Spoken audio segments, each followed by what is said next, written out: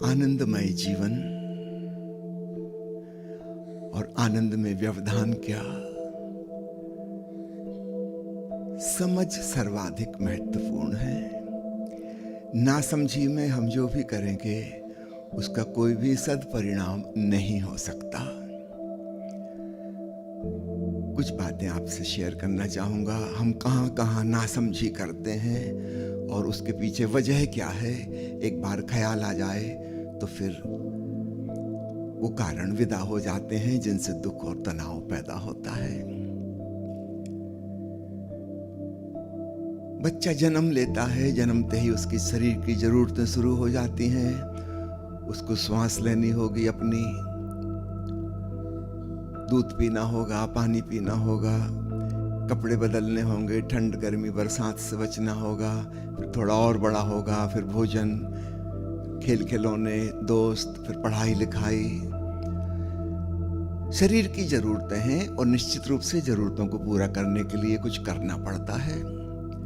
बच्चा तो असहाय है, उसके लिए तो माता पिता और परिवार वाले करते हैं, लेकिन फिर एक समय आता है जब उसे स्वयं मेहनत करनी होगी, पढ़ाई तो खुद करनी होगी, नौकरी करनी होगी, व्यापार करना होगा, घर गृहस्थी बसानी होगी, शादी ब्याह करने होंगे, संसार के बहुत सारे काम, और फिर चारों तरफ जो चल रहा है उसी प्रकार वह भी सोचता है, हिप्नोटाइज्ड हो जाता है और उसको लगता है यही जीवन है।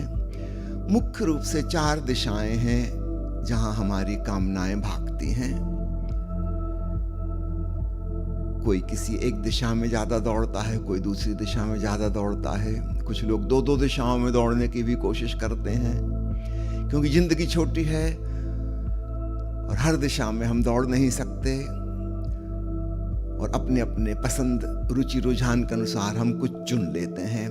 तो जैसे उत्तर दक्षिण पूरब पश्चिम 4 दिशाएं हैं, ठीक ऐसे ही हमारी 4 मानसिक दिशाएं हैं। उनको थोड़ा समझ लें। पहली है धन की दौड़, संपत्ति, संग्रह, परिग्रह और मेरे पास हो। पुराने राजा महाराजाओं को लगा रहता था उनकी विजय पताका और दूर दूर तक फहराए, राज्य की सीमाएं और बड़ी हो जाएं। इसी का छोटा रूप हम सबके भीतर विराजमान है। छोटा घर है तो बड़ा घर हो जाए, सस्ती कार है तो महंगी कार हो जाए, कुछ फैलाओ बड़ा संपत्ति के मामले में। एक दौड़ यह है। दूसरी दौड़ है शक्ति की, राजनीति की, दूसरों के ऊपर मालकियत जमाने की। हम जितना दूसरों को सता सकें उतना हम अपने आप को शक्तिशाली महसूस करते हैं। तो छोटे मोटे रूप में हम एक प्रकार की राजनीति करते रहते हैं। पति अपने ढंग से पत्नी को सता रहा है, पत्नी अपने ढंग से पति को परेशान कर रही है, पति पत्नी दोनों मिलकर बच्चों को सता रहे हैं, और बच्चा जब बड़े हो जाएंगे वो अपने तरीके से सताएंगे। बड़े रूप में राजनीति, देश, अंतर्राष्ट्रीय लड़ाई झगड़े, उसकी जड़ हमारे भीतर है। ठीक है, हम उतने बड़े रूप में नहीं कर पा रहे लड़ाई झगड़े, तो हम अपने घर में, गृहस्थी में करते रहते हैं, अड़ोस पड़ोस में करते रहते हैं। टेंडेंसी हमारी वही है। हम सब छोटे मोटे आतंकवादी हैं, अपना कब्जा जमाना चाह रहे हैं और नेचुरली दूसरा जमाने नहीं देगा तो संघर्ष होगा ही होगा। तो शक्ति की एक दौड़, कौन ज्यादा ताकतवर है। तीसरी दौड़ प्रेम की दौड़ है। प्रेम का अर्थ है लोग मुझे चाहें, मुझे पसंद करें, मुझे अप्रिशिएट करें। इसी का बड़ा रूप है यश और प्रतिष्ठा।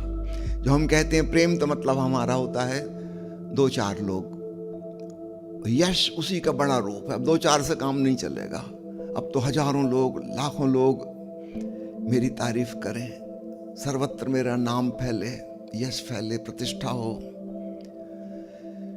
ये प्रेम की ही आकांक्षा है कि लोग मुझे चाहें। फिर चौथी दौड़ है ज्ञान की दौड़। बाकी की 3 दौड़ को समझना आसान है, और एक समय आता है, बच्चा बड़ा होता है, परिपक्व होता है, इन सारी दौड़ों में, महत्वाकांक्षाओं में खूब मेहनत करता है, और धीरे धीरे उसको समझ में आता है असफल हो जाओ तो दुख मिलता ही मिलता है, सफल हो जाओ तो भी कुछ शांति नहीं मिलती, कोई आनंद नहीं मिलता। चौथी दौड़ है ज्ञान की, बुद्धि की। कोई वैज्ञानिक आविष्कार कर रहा है, कुछ बड़ी ऊंची पढ़ाई लिखाई कर ली है, 3-3 4-4 पोस्ट ग्रेजुएशन कर लिया है, कोई धर्म ग्रंथ और शास्त्रों के अध्ययन मनन में लगा है, तर्क वितर्क वाद विवाद, दुनिया के सारे लड़ाई झगड़े इन्हीं लोगों की वजह से पैदा होते हैं। अलग अलग सिद्धांत, अलग अलग मत, और कोई विचार ऐसा नहीं हो सकता जिसमें कोई मेल हो सके। मतभेद रहेगा ही रहेगा, हम सबके देखने के ढंग ही अलग हैं।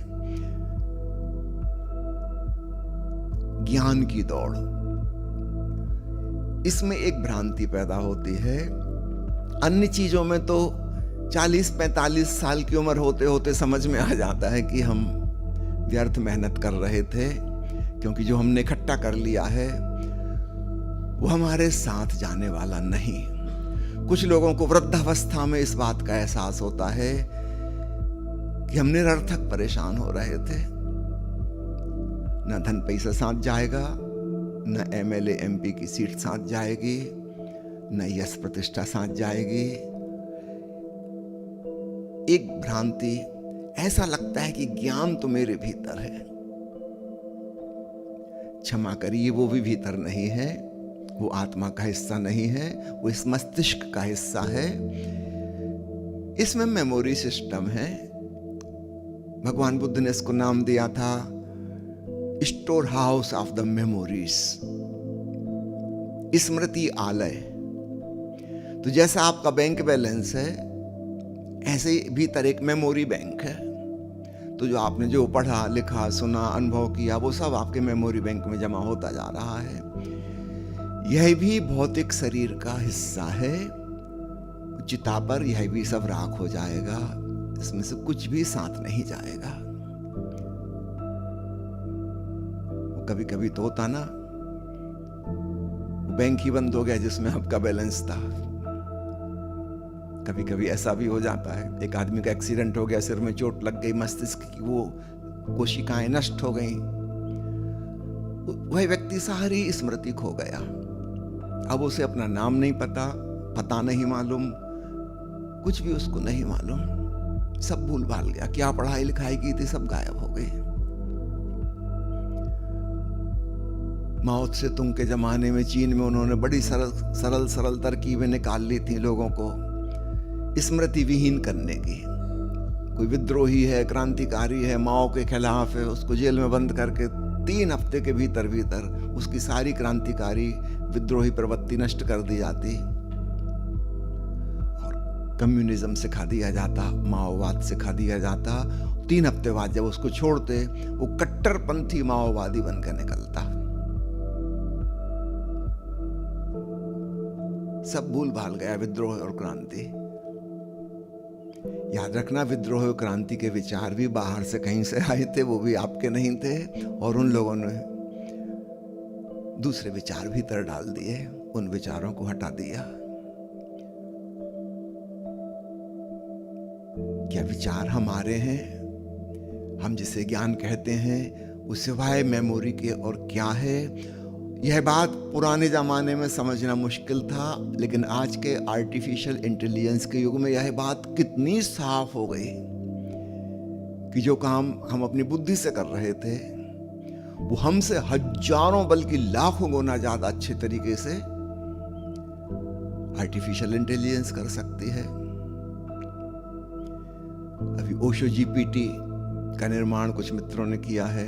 कल ही स्वामी सिराज ने मुझे लिख के भेजा, इन्होंने एक सवाल पूछा होगा जीपीटी से, जीपीटी से जो उत्तर आया वो इतना अद्भुत उत्तर, 95% हम कह सकते हैं कि अगर ओशो उत्तर देते तो यही देते हैं।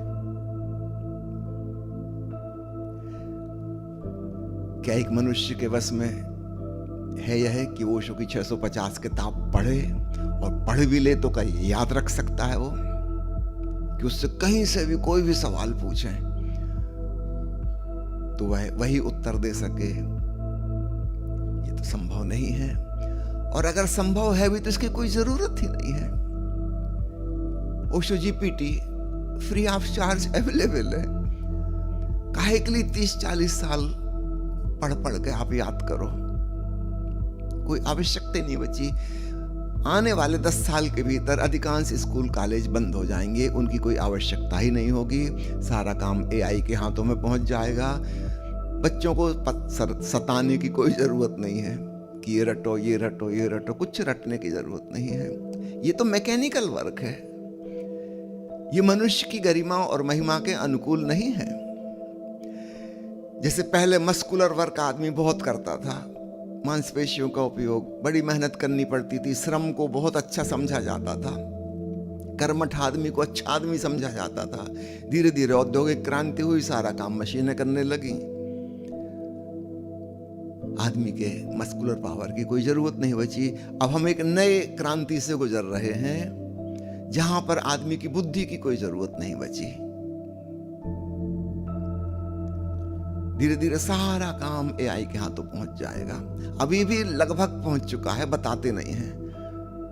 जब आप हवाई जहाज में बैठते हैं तो आप सोचते हैं कि बड़ा एक्सपर्ट पायलट है, कोई चिंता की बात नहीं। आपको पता होना चाहिए पायलट अब कुछ नहीं करता है, बस एक बटन दबाता है ऑटो पायलट की और हवाई जहाज अपने आप उड़ती है। कोई समस्याएं आती हैं उनसे अपने आप निपटती है। आदमी से तो भूल चूक हो सकती है, मशीन से भूल चूक नहीं होती। पायलट लगभग कुछ भी नहीं कर रहा है।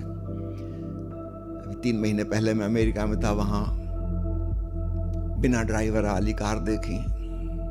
वो कार इतनी होशियार है, जब उसमें कोई खराबी आएगी तो खुद ही गैरेज में पहुंच जाएगी और उसमें लिखित आ जाएगा कि क्या क्या खराबी है और कैसे सुधारना है, खुद ही बता देगी। आदमी का रिप्लेसमेंट बौद्धिक कार्यों से धीरे धीरे रोबोट्स, कंप्यूटर्स, AI कर देंगे। ऑलरेडी कर चुके हैं काफी मात्रा में, जल्दी ही कोई जरूरत नहीं बचेगी। आपने सुना होगा रोबोटिक सर्जरी होने लगी। इंसान आखिर इंसान, उसके हाथ कप सकते हैं, कुछ गड़बड़ हो सकती है, रोबोट के हाथ नहीं कपते, बिल्कुल परफेक्ट काम करेगा वह। अभी चीन में उन्होंने एक अस्पताल बन रही है, लगभग 1 साल में बनेगी, जिसमें कुल 4 रोबोट डॉक्टर होंगे और ये 4 रोबोट डॉक्टर 20,000 पेशेंट प्रतिदिन देख सकेंगे और कहीं कोई भूल चूक नहीं होगी। 20,000 पेशेंट एक डॉक्टर कम से कम 4 साल में देख पाता है, यहां प्रतिदिन देखे जाएंगे।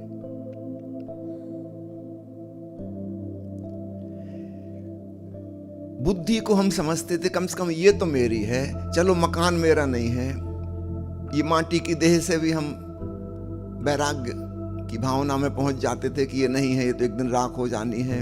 धन पैसा मेरा नहीं है, कुर्सी पद मेरे नहीं है, प्रेम करने वाले नाते रिश्तेदार, प्रशंसक, दोस्त वो भी मेरे नहीं हैं। यहाँ तक समझना आसान है, 40-45 साल की उम्र होते होते ये समझ में आ जाती है। जिस चीज में हम अटक जाते हैं वो चौथी दिशा है ज्ञान की। लगता है ये तो मेरा है, क्षमा करिए वो भी आपका नहीं है। संयोग की बात, आप जिस वातावरण में, जिस परिवेश में पाले पोसे गए थे, वहां वो चीजें आपके भीतर डाली गई हैं, ये सब दूसरों की हैं। और जहां ये शरीर नष्ट होगा वहां ये मस्तिष्क भी नष्ट हो जाएगा, कोई भी स्मृति इसमें से नहीं बचेगी। कभी कभी तो एक्सीडेंट में सिर में चोट लग जाने से वैसे ही पहले ही खत्म हो जाता है। इसको आप अपना मत समझो, ये भी आपका नहीं है। इन 4 दिशाओं में दौड़ दौड़ के पता चलता है कि हम कहीं भी नहीं पहुंचे, कोई शांति नहीं, कोई आनंद न मिला। अब यहां से एक विपरीत तर्क शुरू होता है। ऐसा लगता है कि दिशा बदलो, तो क्या करें? यहां से मिथ्या धर्म शुरू होते हैं, झूठे धर्म। जो आदमी धन की दौड़ में पागल था, बिल्कुल खूब पैसे इकट्ठे कर लिए और कोई सुख नहीं मिला, उसको लगता है दान दो। अब वो जाके धार्मिक स्थलों पे दान देने लगा, कि समाज सेवा के कार्य में अपना धन पैसा लगाने लगा। ये उल्टी दिशा इसने शुरू कर दी। पहले दूसरों की जेब से निकाल रहा था, अब अपनी जेब से निकाल के दूसरों के में डाल रहा है। पर याद रखना, ये अभी भी धन केंद्रित है, इसका सेंटर ऑफ फोकस नहीं बदला। पहले भी धन को महत्वपूर्ण मान रहा था, अभी भी धन को महत्वपूर्ण मान रहा है। और इसको लुटेरे धर्मगुरु मिल जाएंगे, वो कहेंगे अरे दान ही धर्म है। ये उसके शोषण करने वाले बैठे हैं। और इसको एक बात का तो पता चल गया कि धन से सुख नहीं मिला। इसको लगता है चलो दान से सुख मिलेगा, दान से स्वर्ग में सीट बुक हो जाएगी, जन्नत पहुंच जाएंगे। इस जिंदगी का तो उसने खूब इंतजाम कर लिया। अब वो आगे का डर कि मरने के बाद क्या होगा। चारों तरफ हवा है कि दान देने से धर्म होता है, पुण्य होता है, ये दान करने लगेगा। ये है मिथ्या धर्म। जो व्यक्ति शक्ति का आकांक्षी था, पावरफुल होना चाहता था, दूसरों को सताने की जिसकी टेंडेंसी थी, अब ये क्या करेगा? अब ये पलट के अपने आप को सताने लगेगा। कुंभ के मेले में जाके देखा हो, कोई कांटों की सेज पे लेटा हुआ है, कोई चारों तरफ अग्नि जला के 50 डिग्री टेम्परेचर के माहौल में बैठा हुआ है, सालों हो गए उसको। और बड़ी तारीफें हो रही हैं कि 5 साल से बाबा जी 50 डिग्री टेम्परेचर में, उनका शरीर बिल्कुल काला पड़ गया है, स्किन पूरी खराब हो चुकी है। भांति भांति की नौटंकियां, और भीड़ लगी है देखने के दर्शकों की। उनको भी रस आ रहा है, ये आदमी अपने आप को इतना दुख दे रहा है। दुख में हमें बड़ा रस है, वरना ट्रेजेडी फिल्म देखने क्यों जाते हैं? दुख में हमें बड़ा रस है। जो आत्म पीड़क साधु सन्यासी हैं, ये वही दुष्ट हैं। ये पहले दूसरों को सताते थे, लेकिन दूसरे को सताने में मुश्किल है कि वो रेजिस्टेंस करता है, प्रतिरोध करता है, प्रतिक्रिया करता है। दूसरे को सताओ तो पुलिस वाले बीच में आते हैं, कोर्ट कचहरी बीच में आते हैं। खुद को सताओ तो कोई बीच में नहीं आता।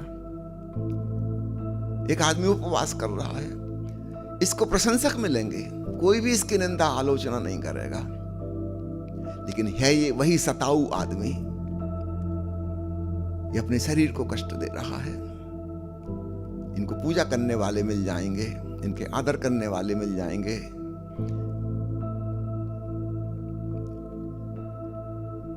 शक्ति में रस है, पहले दूसरों पे आजमा रहे थे, अब अपने ही शरीर पर, अपने ही मन पर आजमाने लगे। इनका मन जो कह रहा है उसका उल्टा करेंगे।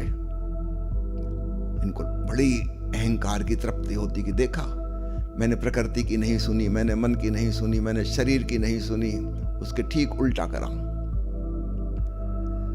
इसका धर्म से क्या लेना देना है? हाँ, ये आदमी बहुत दुष्ट है, किसी प्रकार का पागल है, ये तो समझ में आता है। कांटों पे लेटने की क्या जरूरत थी?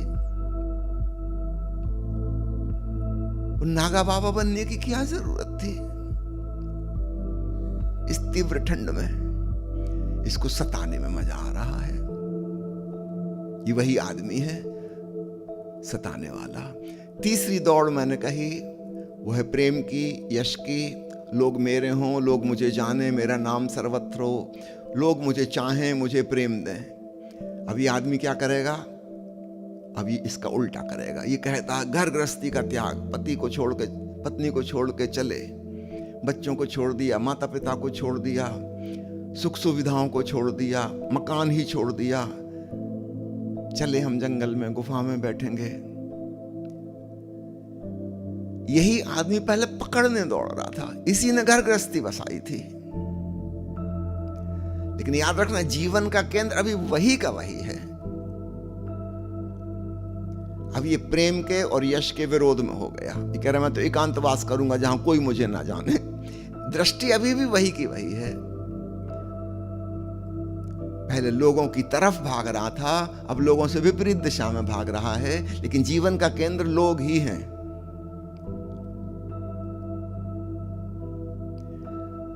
चौथे लोग, जिनकी रुचि ज्ञान में थी, अध्ययन मनन में थी, चिंतन में थी, वाद विवाद में थी, बुद्धि बुद्धि बुद्धि विज्ञान की खोज में लगे थे, बड़े अनुसंधान कर रहे थे।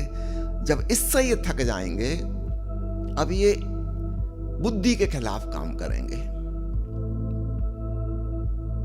अंधविश्वासपूर्ण कर्मकांड, मूर्खतापूर्ण क्रियाकांड। बुद्धि से अब ये थक गए, अब ये बुद्धिहीनता पे आएंगे। इनको लगता है कि बुद्धि से कुछ नहीं मिला।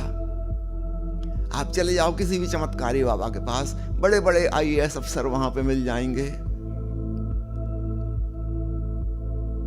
बड़े इंटेलेक्चुअल्स मिल जाएंगे। ये लोग बुद्धि से थक चुके हैं। जब हरे राम हरे कृष्ण मिशन अमेरिका पहुंचा, यूनिवर्सिटी से प्रोफेसर्स निकल आए, थक चुके थे बुद्धि का काम करते करते। 10-12 स्टूडेंट को पीएचडी करा चुके थे, एग्जॉस्ट। वो तुरंत यूनिवर्सिटी से निकाल आए, उन्होंने सिर घुटा लिया और कीर्तन करने लगे हरे राम हरे कृष्ण। एक बुद्धिहीनता का काम।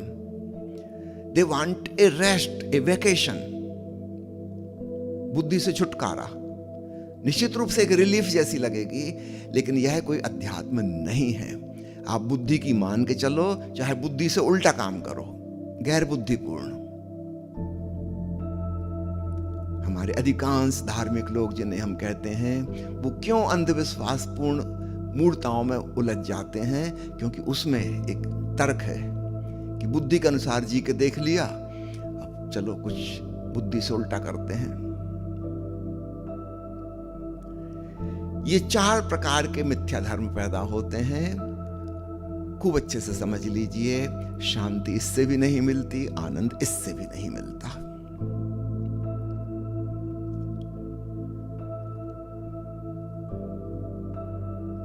कोई भक्त बन गया, कोई ध्यानी साधक बन गया, अभी ठीक से समझा भी नहीं है ध्यान क्या है, और लग गए कुछ करने में। इनको करने में रस था, कुछ ना कुछ इन्हें करना था, खाली बैठ नहीं सकते। अब इन्होंने एक नया उपद्रव पाल लिया, और फिर इनके शोषण करने वाले मिल जाएंगे। ये कहेंगे अभी तो एलिमेंट्री क्लास हुई है, इसके बाद मीडियम दर्जे की, उसके बाद फिर और हायर दर्जे की, फिर और हायर और हायर। अहंकार सीढ़ियां चढ़ना शुरू कर देगा कि हमने ये साधना कर ली, हमने ये साधना कर ली, अब इतना पहुंच गए हैं, वहां पहुंच गए हैं। कहीं नहीं पहुंचे हैं।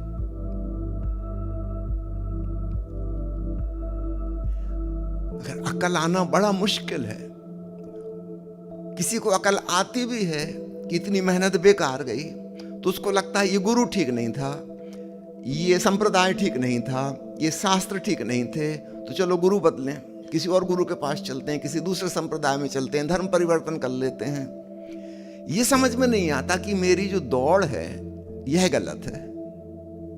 पहले सांसारिक दौड़ थी, अब वो धर्म के नाम पे दूसरी दौड़ शुरू कर दी। पहले राजनीति की सीढ़ियां चढ़ रहे थे, एमएलए बन गए तो एमपी बनना था, एमपी बन गए तो मंत्री बनना था, मंत्री बन गए तो मुख्यमंत्री प्रधानमंत्री बनना था।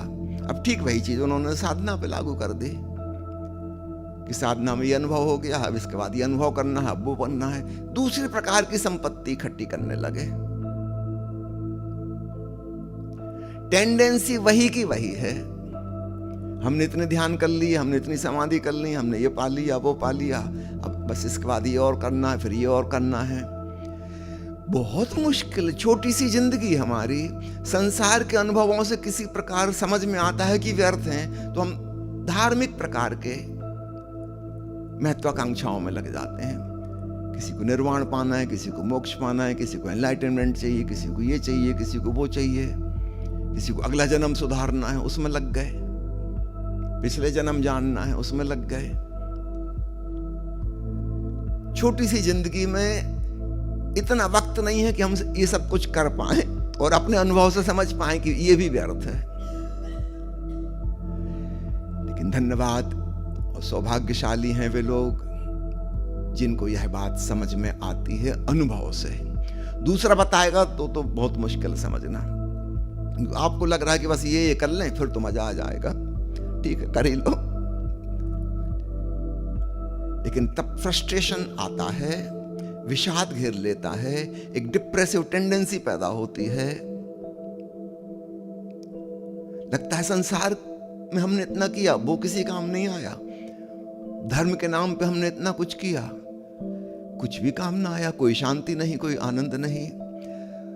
एक बात नहीं पकड़ में आती कि वो जो मैं दौड़ रहा हूं, कामनाग्रस्त कुछ पाने के लिए, यह मेरे दुख का कारण है। भगवान बुद्ध कहते हैं तृष्णा दुष्पूर है। कामना का स्वभाव है दुख देना। उन्होंने ये नहीं कहा कि सांसारिक कामनाओं का, स्पेसिफिक नहीं कहा है। एक प्रवचन में ओशो कहते हैं कामना चाहे सांसारिक हो चाहे आध्यात्मिक हो, कामना का स्वभाव दुख देना है। और सब कामनाएं सांसारिक कामनाएं हैं, आध्यात्मिक कामना होती ही नहीं। निष्कामना आध्यात्मिक होती है। फिर से रिपीट कर दूं, मेरी बात सुनकर हो सकता है आपको चोट भी लगे, लेकिन वो चोट झकझोरने वाली होगी, जगाने वाली होगी। आप नाराज भी हो सकते हैं क्योंकि आप सब किसी किसी प्रकार की दौड़ में लगे हुए हैं। न संसार की दौड़ से आनंद मिलता, न धार्मिक दौड़ से आनंद मिलता, न भक्ति से, न हठ योग से, न कर्म योग से, न ध्यान योग से, न सांख्य योग से, किसी से नहीं मिलता। क्योंकि आप हमेशा फ्यूचर ओरिएंटेड हैं। साधना का मतलब ही होता है कि ये साधन है, इसके द्वारा हम कुछ साध्य प्राप्त करेंगे। ये धन के ही समान है। धन को हम साधन कहते हैं ना, इसीलिए कहते हैं क्योंकि धन साधन है, इससे आप कुछ खरीद सकते हैं। साधना भी जिसको हम कह रहे हैं वो भी साधन है। उसके द्वारा कोई परमात्मा खरीदना चाह रहा है, कोई शांति आनंद प्राप्त करना चाह रहा है, कोई एनलाइटनमेंट चाह रहा है, कोई मोक्ष निर्वाण प्राप्त करना चाह रहा है। तो टेंडेंसी तो वही की वही है, व्यापारी वाली, कि किसी साधन के द्वारा हम कोई साध्य को प्राप्त करेंगे। वो साध्य कहीं भविष्य में है, वर्तमान के क्षण में हम आए नहीं। और वर्तमान के क्षण में होना वास्तविक अध्यात्म है। हमने ध्यान के भी टारगेट बना दिए। मैं जगह जगह सत्संग लेने जाता हूँ, सबसे ज्यादा जो सवाल पूछा जाता है वो है कि स्वामी जी कृपया ये बताइए ध्यान से क्या लाभ होंगे, ताकि हमको भी मोटिवेशन मिले। अब इनको क्या बताओ, ये लाभ और लोभ की कामना से ग्रस्त आदमी अक्सर मैं इस सवाल को टाल ही जाता हूं। या तो इनके लिए कुछ झूठ बोलना पड़ेगा जो मुझे स्वयं बर्दाश्त नहीं, सच बोलूंगा इनके कोई मतलब की बात नहीं। ये चाह रहे हैं इनको किसी दौड़ में लगा दो, और मैं कह रहा हूं ठहरो, रुको। कहीं ऐसा तो नहीं कि आनंद तुम्हारे भीतर ही है ऑलरेडी, कस्तूरी कुंडल वसे।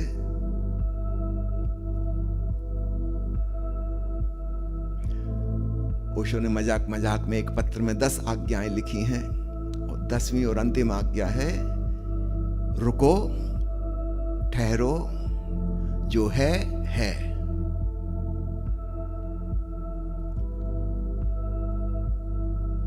जानो। उसे रुक कर जाना जाता है, दौड़कर नहीं। कई बार मैं मजाक में कहता हूं कि भगवान बुद्ध कहते थे चरे वेती, चलते रहो, चलते रहो। कई लोगों को समझ में नहीं आता, संस्कृत नहीं आती, पाली भाषा नहीं आती, ऐसे माधुरी है। ये समझिए कि चरते रहो, करती जाती हैं, ओवर ईटिंग, वजन बढ़ाती जा रही हैं। चरे वेती, और चरना है। मैं विनती करता हूं प्लीज रुके वेती, अब रुक जाओ।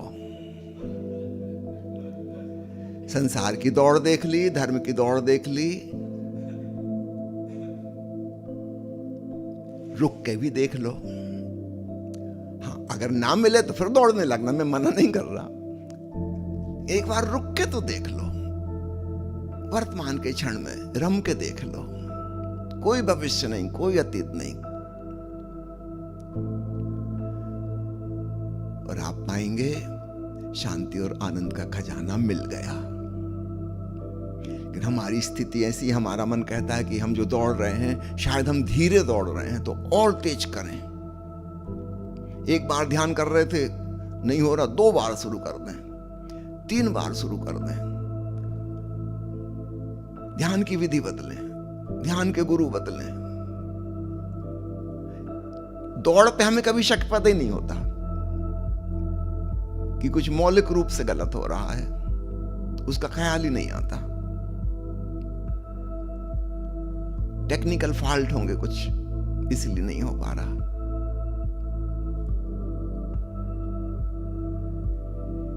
कितने ही लोग ध्यान समझने आते हैं, नहीं पकड़ पाते बात को, असली बात को नहीं पकड़ पाते। थोड़े दिनों बाद वो निराश होकर लौट जाएंगे, फिर कहीं और जाएंगे, फिर कहीं और जाएंगे। एक आदमी ने ओशो को पत्र लिखा, प्रश्न भेजा कि मैं महर्षि रमन के आश्रम में गया हूँ, वहाँ कुछ नहीं मिला। जय कृष्णमूर्ति को इतने सालों सुना, कुछ भी लाभ नहीं हुआ। मेहर बाबा के शिष्यों से भी मिला हूँ, उनकी पद्धति भी अपनाई, 2 साल तक कुछ नहीं हुआ। मैंने ये किया वो किया, सूफी संतों के यहाँ गया, रामकृष्ण परमहंस में भी मैंने दीक्षा ली थी, कहीं कुछ नहीं है। अब आपके पास आया हूँ। उनका तुम खतरनाक आदमी हो, तुम ये जो लिस्ट बनाए हो ना, अगला नाम इसमें मेरा जुड़ेगा। तुम्हें कुछ नहीं मिलने वाला, मेरा नाम और बदनाम तुम करोगे। तुम पाना क्या चाहते हो? पाने की दौड़ में अशांति है, दुख है। इसका मतलब अगर हम दौड़ छोड़ दें, पाने की भावना हमारे भीतर ना रहे, तो जो बचेगा उसका नाम शांति है, आनंद है। एक आदमी दौड़ रहा, उसकी सांस फूल रही, वो कह रहे कि सांस फूल रही मेरी, इसका कुछ उपाय बताइए, कैसे ठीक करूं। तो हम उससे कहते हैं रुक जाओ, कहते नहीं रुकेंगे तो नहीं। दौड़ तो हम जारी रखेंगे, दिशा बदल सकते हैं, पूरब की बजाय हम पश्चिम दौड़ सकते हैं, उत्तर जा सकते हैं, दक्षिण जा सकते हैं, उल्टी दिशा में भी दौड़ सकते हैं पलट के। सांस तो फूलेगी दौड़ोगे तो। हम कामनाग्रस्त रहते हुए शांति और आनंद चाहते हैं, ये 2 बातें कैसे होंगी? कामना हमें दौड़ा रही है, ये पालो वो पालो। वो संसार की चीजों से तृप्त हो गए हो तो चलो केवल अवस्था प्राप्त करो, निर्वाण पालो। अरे कुछ तो पाओ, बैठे बैठे क्या करोगे? रिटायरमेंट के बाद लगे रहो कुछ काम में। हम रिलैक्स हो ही नहीं पाते। ध्यान का अर्थ है रिलैक्सेशन, और उस रिलैक्सेशन में ग्रेट अवेयरनेस पैदा होती है, वो उसका रिजल्ट है। तो पहली शर्त है रिलैक्सेशन, विश्रामपूर्ण, अर्थात बिल्कुल अभी यहीं में आ गए। और ये तभी संभव है जब भविष्य का कोई लक्ष्य हमारी खोपड़ी में ना हो। यहां तक कि शांति पाना है, आनंद पाना है, ये भी लक्ष्य ना हो। नहीं फिर आप खोजते रहोगे, 2 मिनट हो गए, 3 मिनट हो गए, अभी तक नहीं मिला आनंद। 5 मिनट बर्बाद हो गए, शांति का कोई पता ही नहीं चला। तो आप शांत हो ही कहां रहे हो? आप तो खोज में लगे हो। यही तो अशांति है, इसको भी जाने दो। तब अचानक जीवन का परम रहस्य उजागर होता है, शांति आनंद है। दौड़ने की वजह से हम नहीं देख पा रहे थे। मुझे याद आता है ओशो ने पतंजलि योग सूत्र पर लंबी प्रवचन माला दी, करीब करीब 250 घंटे, 100 प्रवचन। अंत में उन्होंने बताया कि योग के द्वारा आज तक कोई व्यक्ति परम सत्य को उपलब्ध नहीं हुआ।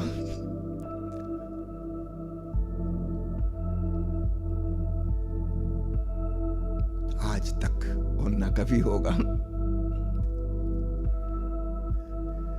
योग में संकल्प का मार्ग है योग। अहंकार को चुनौती मिलती है, कठिन चीजें करने में रस आता है, भविष्य का एक टारगेट रहता है कि ऐसा होगा वैसा होगा। कोई कितना ही योग कर ले, उसमें करना शब्द जुड़ा ही हुआ है। जहां करना है वहां कर्ता भाव है। कर्ता भाव यानी अहंकार, और अहंकार और ये कर्ता भाव और कामना युक्त मन, यही तो बाधा थे शांति और आनंद में। इन्हीं की वजह से परम सत्य को जान नहीं पा रहे थे, और हम उनको लिए लिए अपने साथ चल रहे हैं। सावधान। ओशो कहते हैं निष्क्रिय जागरूकता ध्यान है, पैसिव अवेयरनेस।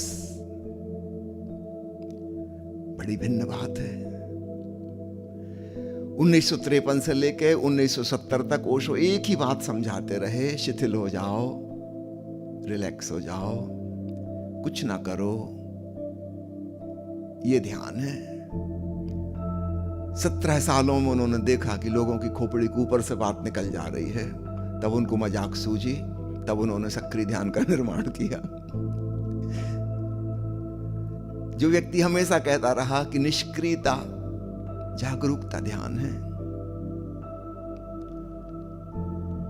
ओशो का सेंस ऑफ ह्यूमर विचित्र है। सक्रिय ध्यान नहीं मानते तो चलो करो उछल कूद, किसी दिन थक के गिरोगे, साइड ठहर जाओ। सीधे सीधे कह रहे हैं रुक जाओ तो तुम मानते नहीं। चलो फिर कर ही लो भाग दौड़, पूरी अच्छी त्वरा से कर लो ताकि जल्दी वो पॉइंट आ जाए। टोटलिटी के संग करना ताकि शीघ्रता से वह बिंदु आ जाए जहां तुम थक गए, चूर चूर हो गए और अब दौड़ने की हिम्मत नहीं बची। उस क्षण में एहसास हो जाएगा।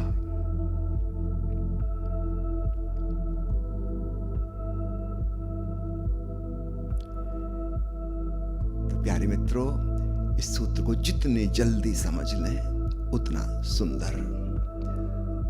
अपने अनुभव से समझ में आएगा, लेकिन उसमें तो पता नहीं कितने साल बीत जाएंगे, हो सकता है जिंदगी बीत जाए ना समझ में आए अपने आप कि कामना दुख है, निष्काम होना आनंद है, वासना अशांति का मूल है,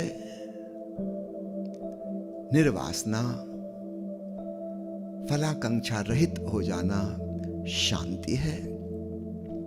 संकल्प अहंकार का सुंदर नाम है, धार्मिक लोगों द्वारा दिया गया। अहंकार कहने में लगता है कुछ खराब चीज, जहर। संकल्प एकदम शुद्ध जहर। याद रखना, शुद्ध जहर ज्यादा जहरीला होता है। कृष्णमूर्ति कहते थे पायस ईगो, पवित्र अहंकार, शुद्ध अहंकार मतलब एकदम 100% जहर। मेड इन इंडिया नहीं, वो जर्मनी से बन के आया होगा। फिर हमारे यहां का तो जहर भी बड़ा अद्भुत है।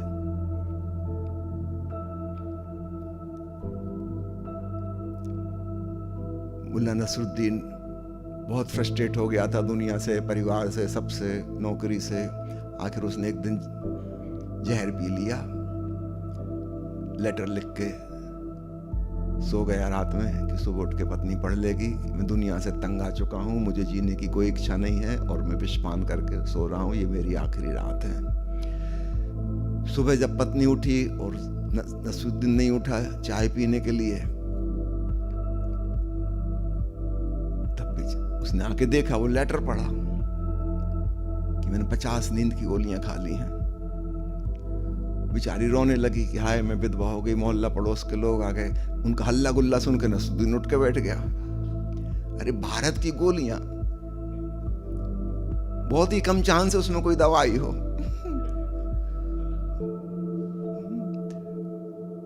पत्नी बहुत खुश हुई, पूरे मोहल्ला पड़ोस के लोग बहुत खुश हुए। उसका मेरे पति जीवित हैं, कितनी सौभाग्य की बात, धन्यवाद नकली दवाई बनाने वालों का। मैं हमेशा उनको कोसती थी, आज पहली बार आभार प्रकट कर रही हूँ, शुक्रगुजार हूँ नकली दवाइयों के। वो नींद की गोलियों में नींद की गोली थी नहीं। नसरुद्दीन भी हैरान कि अब क्या करें, फिर जिंदा बच गए। और पत्नी बहुत प्रसन्न हुई, उसने कहा कि मोहल्ला पड़ोस में मैं मिठाई बांटूंगी, जाओ मिठाइयाँ लेके आओ। बेचारा नसरुद्दीन अपने जिंदा बचने की खुशी या दुख जो भी कहो, उसके उपलक्ष्य में हलवाई की दुकान से मिठाई लेके आया। पत्नी ने पूरे मोहल्ले में मिठाइयाँ बांटी कि मेरे पति जीवित बच गए, बहुत खुश हूँ। पता चला शाम को मोहल्ला के 40 आदमी मर गए, मिठाइयों में फूड पॉइजनिंग था। तो हमारा देश तो विचित्र, यहाँ के जहर में जहर नहीं होता, वो जिसमें नहीं होना चाहिए जहर उसमें जहर रहता है। नसरुद्दीन तो बच गए, 40 अन्य महिलाएं विधवा हो गई।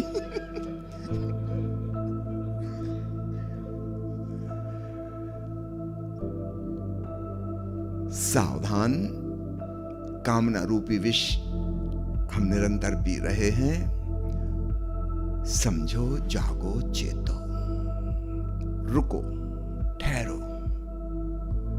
एक शब्द में उसको हम कह सकते हैं रिलैक्स। कुछ ना करो। और कुछ ना करने के लिए सर्वाधिक महत्वपूर्ण चीज हमारा सहयोगी बन सकती है, वो है ओंकार का श्रवण। श्रवण कोई क्रिया नहीं है, श्रवण अपने आप होता है, याद रखिएगा। अन्य चीजों को हम करते हैं तो होती हैं, नहीं करेंगे तो नहीं होंगी। लेकिन जो चीज अपने आप हो रही है, अनहदनाद अपने आप गूंज रहा है, आप कोई संगीतकार तो हो नहीं जो उसको बजा रहे हो। सुनाई पड़ना एक पैसिव घटना है, एक्टिव घटना नहीं है। रात आप नींद में सो जाते हो तब भी आपको सुनाई पड़ता, कोई आपका नाम लेकर पुकारेगा तो आप उठ जाओगे। इसका मतलब नींद में भी आप सुन रहे थे। तो सुनाई पड़ने में कर्ता भाव नहीं रहता, अहंकार नहीं रहता, मैं करने वाला हूं, ये चीज रहती नहीं। अनहदनाद सदा वर्तमान के क्षण में है, उसका कोई अतीत नहीं है, उसका कोई भविष्य नहीं है। अनहदनाद सुनने के लिए संवेदनशीलता और जागरूकता चाहिए। अगर विचारों का शोरगुल भीतर मचने लगा, नाद सुनाई पड़ना बंद हो जाएगा। नाद श्रवण प्रेम पूर्वक कर रहे हैं आप, एक संवेदनशीलता के साथ, एक फीलिंग के साथ। वो सारी घटनाएं घट गई जो ध्यान में घटना चाहिए। आप वर्तमान के क्षण में हैं, आप अत्यंत जागरूक हैं, आप प्रेम पूर्ण हैं, भीतर कोई कर्ता भाव नहीं, क्योंकि आप कुछ कर ही नहीं रहे। ये भी नहीं सोचना कि मैं सुन रहा हूं। सुनना तो अपने आप घट रहा, आप थोड़ी उसमें कुछ कर रहे हैं। जैसे ही वो अहम भाव विलीन होता है, अचानक अद्भुत रहस्य प्रकट होता है। ओम हूं, आनंद हूं, ब्रह्म सच्चिदानंद हूं। अहंकार गया, उससे मैं का भाव मिट गया, ओंकार आ गया, और यही मैं हूं। क्योंकि इससे भिन्न आप खोजना, आप कहां हो, आप मिलोगे ही नहीं। अपने भीतर आप तलाशना, आप मिलोगे ही नहीं, सिर्फ ओंकार मिलेगा।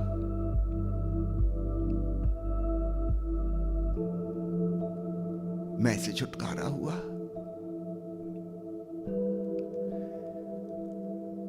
ऋषि कहते हैं ओम शांति शांति शांति। और यहां पर शास्त्रों की पूर्ण आहुति होती है। ओम सुन लिया, अब बस शांति ही शांति है।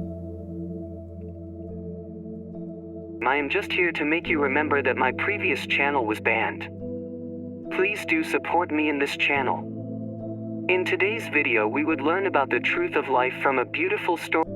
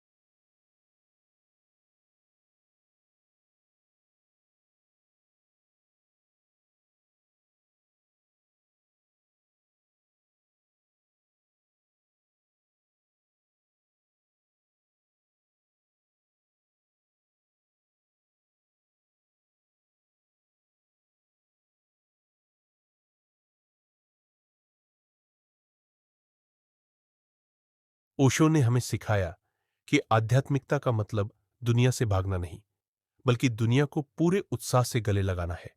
वे कहते थे, जीवन एक उत्सव है, इसे नाचो, गाओ, प्रेम करो। उनकी दृष्टि में ध्यान ही वह कुंजी है जो हमें हमारे भीतर के ईश्वर से जोड़ती है। ध्यान का मतलब सिर्फ आंखें बंद करके बैठना नहीं, बल्कि हर काम को पूरी जागरूकता के साथ करना है, चाहे वह खाना खाना हो, सांस लेना हो या किसी से बात करना हो। आध्यात्मिकता, धर्म और ईश्वर हमें बांधते नहीं, बल्कि मुक्त करते हैं। यह वह रास्ता है जो हमें अपने आप से जोड़ता है। ओशो की तरह हमें चाहिए कि हम हर पल को पूरे उत्साह, प्रेम और जागरूकता के साथ जिएं। आइए हम अपने जीवन को एक उत्सव बनाएं, जहां हर कदम पर हम ईश्वर को अनुभव करें, न कि उसे ढूंढने के लिए कहीं और भटके।